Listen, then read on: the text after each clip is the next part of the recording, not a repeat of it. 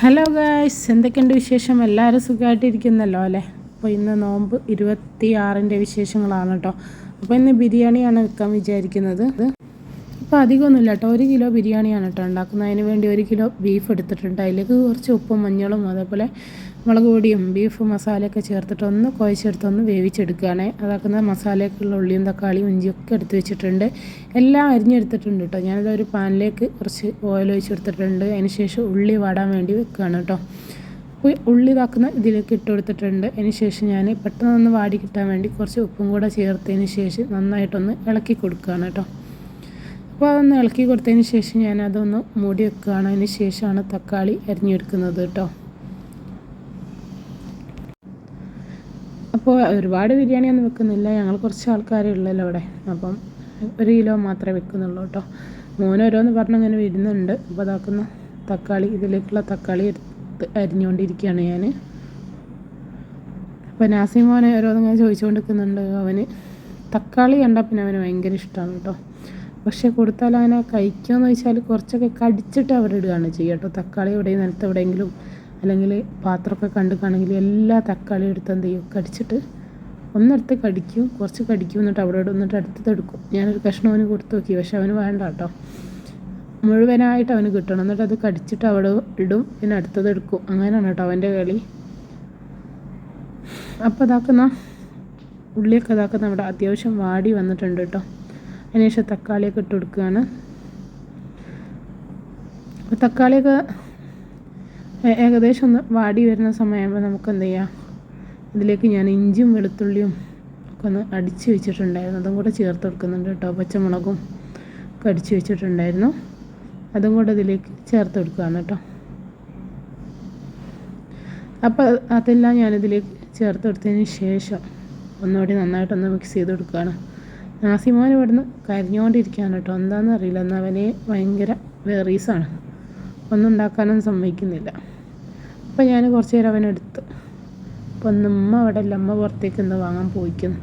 അതിനെക്കൊണ്ട് അല്ലെങ്കിൽ ഉമ്മൻ്റെ അടുത്ത് അവനങ്ങനെ ഇരിക്കും, അതിനെക്കൊണ്ട് എനിക്ക് ജോലികളൊക്കെ ചെയ്യാമല്ലോ. അപ്പോൾ ഒന്ന് അതിനൊന്നും കഴിയുന്നില്ല, അപ്പോൾ അവൻ കരഞ്ഞുകൊണ്ടിരിക്കുകയാണേ.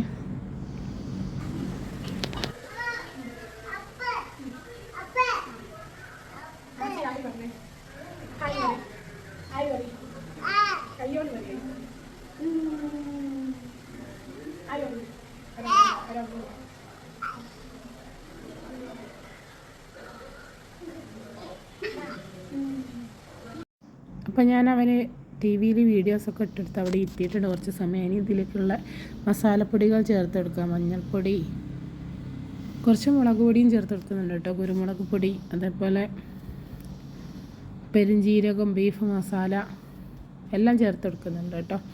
നമ്മൾ ബിരിയാണി മസാല ലാസ്റ്റാണ് കേട്ടോ ചേർത്തെടുക്കുക. അപ്പോഴാണ് ആ ബിരിയാണിക്ക് നല്ല മണവും പിന്നെ അതേപോലെ രുചിയൊക്കെ കൂടുക കേട്ടോ. ഉള്ളിയും തക്കാളിയും എല്ലാം വാടി നല്ല രീതിയിൽ നല്ല പേസ്റ്റ് രൂപത്തിലായതിന് ശേഷമാണല്ലോ നമ്മൾ വേവിച്ച് വെച്ച ബീഫ് ഇട്ട് കൊടുക്കുക. ആ ഒരു സമയത്ത് ബീഫ് മസാല ബിരിയാണി മസാല ഇട്ട് കൊടുത്താൽ മതി കേട്ടോ. അപ്പോഴാണ് അതിൻ്റെ ഒരു രുചി കറക്റ്റായിട്ട് കിട്ടുള്ളൂ കേട്ടോ. അപ്പോൾ അതാ ഞാനിവിടെ ഉപയോഗിക്കുന്നത് നമ്മളെ തലശ്ശേരി ബിരിയാണിയാണ് കേട്ടോ. അപ്പോൾ ഉണ്ടോ ബിരിയാണി മസാല തലശ്ശേരി, അതാകുമ്പോൾ നല്ലൊരു ടേസ്റ്റാണ്. ഇതാ ബീഫ് ഇതാക്കണം അവിടെ വേവിച്ച് റെഡിയാക്കി വെച്ചിട്ടുണ്ട് കേട്ടോ. ബീഫ് മസാല ഒക്കെ തേച്ച് കുഴച്ചിട്ട് ഒരു 3-4 വിസിൽ മതിയാവും കേട്ടോ, അത്രയും മതി. അപ്പോൾ തന്നെ മുക്കാൽ വേവായി കിട്ടും. ബാക്കി മസാലയിലിട്ട് വേവിക്കുക കേട്ടോ. അപ്പോൾ അതാ മസാല അവിടെ ഉള്ളിയും തക്കാളിയൊക്കെ നന്നായിട്ട് വെന്ത് നല്ല പേസ്റ്റ് രൂപത്തിലായി വന്നിട്ടുണ്ട് കേട്ടോ. അപ്പോൾ ഇത് നല്ല രീതിയിൽ തന്നെ റെഡിയായി കിട്ടിയിട്ടുണ്ട്. അപ്പോൾ ഞാനിനി ലാസ്റ്റ് എന്ത് ചെയ്യാണ്, ഇതിലേക്ക് നമ്മളെ ബിരിയാണി മസാലപ്പൊടി ചേർത്ത് കൊടുക്കുകയാണ് കേട്ടോ. അപ്പോൾ അത് ഞാനിതിലേക്ക് ചേർത്ത് കൊടുക്കുന്നുണ്ട് കേട്ടോ.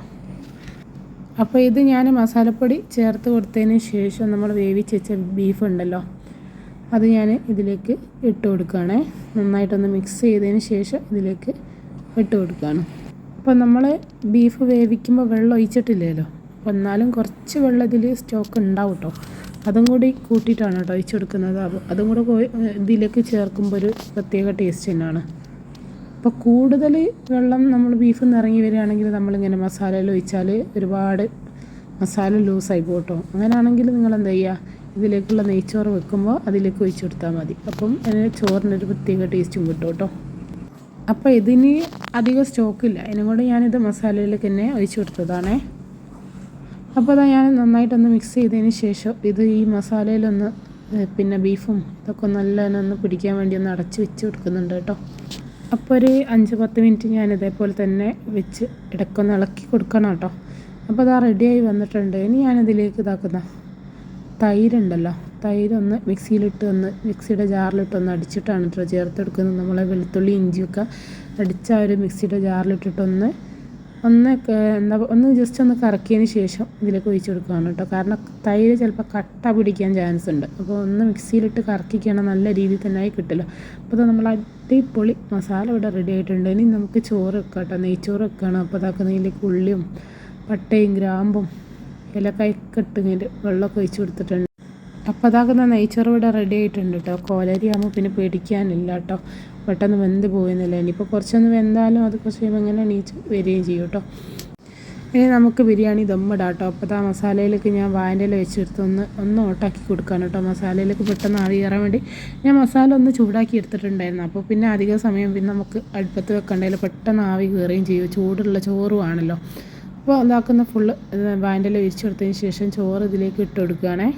ചോറിട്ടെടുത്തതിന് ശേഷം അല്പം അതാക്കുന്ന ബിരിയാണി മസാല, അതേപോലെ കുറച്ച് അണ്ടിയും മുന്തിരിയും ഉള്ളിയൊക്കെ ഫ്രൈ ചെയ്ത് വെച്ചിട്ടുണ്ടായിരുന്നു, അതൊക്കെ മേലെ ഇട്ട് പിന്നെയും ചോറിങ്ങനെ തവണകളായിട്ട് ഇട്ടിട്ട് ലാസ്റ്റ് ഇതാക്കണം. അതേപോലെ കുറച്ച് മല്ലിച്ചപ്പും കറിവേപ്പിലയും ക്യാരറ്റും ഒക്കെ കട്ട് ചെയ്തിട്ട് ഇതിൻ്റെ മുകളിലിട്ടിട്ട് ഒന്ന് ലോ ഫ്ലെയിമിൽ വെച്ച് കൊടുക്കുകയാണ് കേട്ടോ കുറച്ച് സമയം. അപ്പോൾ അതൊക്കെ നമുക്ക് നോമ്പ് സമയത്ത് ബിരിയാണി തിന്നായില്ല, അതിനെക്കൊണ്ട് ഇതാക്കുക നമുക്ക് പിന്നെ മധുരക്കിഴങ്ങ് മതി എന്നാണ് കേട്ടോ. ബിരിയാണി പിന്നൊക്കെ കഴിച്ചോളാം തന്നെ. അങ്ങനെ അതൊക്കെ റെഡിയാക്കി ഇപ്പോൾ ഇതാക്കുന്ന ബിരിയാണി ദമ്മ് പൊട്ടിക്കുകയാണ് കേട്ടോ. അപ്പോൾ ഞാൻ വേറെ ഒരു പാത്രത്തിലേക്ക് ഇട്ട് കൊടുക്കുകയാണ്. അപ്പോൾ നല്ലൊരു സ്മെല്ലോട് കൂടിയുള്ള അടിപൊളി ടേസ്റ്റുള്ള ബിരിയാണിയാണ് കേട്ടോ. സൂപ്പർ ടേസ്റ്റ് ആയിരുന്നു കഴിക്കാനായിട്ട്. അപ്പോൾ ഞാനതെല്ലാം ഇതിലേക്ക് ഇട്ട് കൊടുക്കുകയാണ്.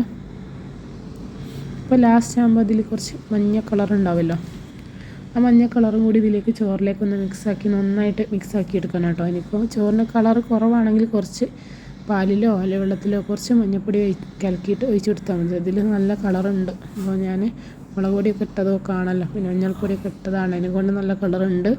അപ്പോൾ ഞാനതെല്ലാം കൂടി ഒന്ന് മിക്സാക്കി എടുക്കണം കേട്ടോ. അപ്പോൾ ഇതിലുള്ള ഈ ഒരു വാഴൻ്റെ ഇല ഉണ്ടല്ലോ, ഇത് ഞാൻ എടുത്തിട്ട് ചോറിലേക്ക് ഇട്ട് കൊടുക്കുകയാണ് കേട്ടോ. അപ്പോൾ ഇതിൽ അത്യാവശ്യം നമ്മൾ ചേർത്ത ഒരു എണ്ണയൊക്കെ അതിൽ പിടിച്ചിട്ടുണ്ടാവില്ല, അതൊന്നും ഇതിലേക്ക് ആയിക്കോട്ടെ വെച്ചിട്ട് ഞാൻ ഈ ഒരു ചെമ്പിലേക്ക് ഇട്ട് കൊടുക്കുകയാണ്. അതിന് ശേഷം നമ്മൾ ഈ ഒരു മസാല ഞാൻ കുറച്ച് ചോറ് ഇതിലേക്ക് ആയിട്ടുണ്ട്, അതും കൂടി ഒന്ന് ഇതിലേക്കാക്കി മിക്സാക്കി എടുക്കുകയാണ് കേട്ടോ. അപ്പോൾ ഇതൊക്കെ നമ്മൾ അടിപൊളി ടേസ്റ്റിയായ ബിരിയാണി റെഡി ആയിട്ടുണ്ട്. സൂപ്പർ ടേസ്റ്റാണ് കേട്ടോ. അപ്പോൾ ബിരിയാണീൻ്റെ റെസിപ്പിയൊക്കെ ഞാൻ മുമ്പേ അപ്ലോഡ് ചെയ്തിട്ടുണ്ട്. അപ്പോൾ ഞാൻ ഡീറ്റെയിൽ ആയിട്ടൊന്നും കാര്യങ്ങൾ പറഞ്ഞിട്ടില്ല, എന്നാലും നല്ല സൂപ്പർ ബിരിയാണി ആയിരുന്നു കേട്ടോ. അപ്പോൾ എല്ലാം നമുക്ക് എന്ത് ചെയ്യുക, ചോറ് ഇതേപോലെ ഒന്ന് മിക്സാക്കി കൊടുക്കുക കേട്ടോ. വെള്ള ചോറ് എല്ലാം നല്ലപോലെ ഇളക്കി കൊടുക്കുക. അപ്പോൾ അതാ ഇതേപോലെ മിക്സായി കിട്ടും കേട്ടോ. അപ്പോൾ നല്ല സൂപ്പർ ടേസ്റ്റായ അടിപൊളിയൊരു ബിരിയാണി ആയിരുന്നു. കുറച്ച് ക്യാരറ്റും ഉള്ളിയും അതേപോലെ പച്ചമുളകും ഇട്ടിട്ട് കുറച്ച് തൈര് ഉണ്ടാക്കിയിട്ടുണ്ടായിരുന്നു കേട്ടോ.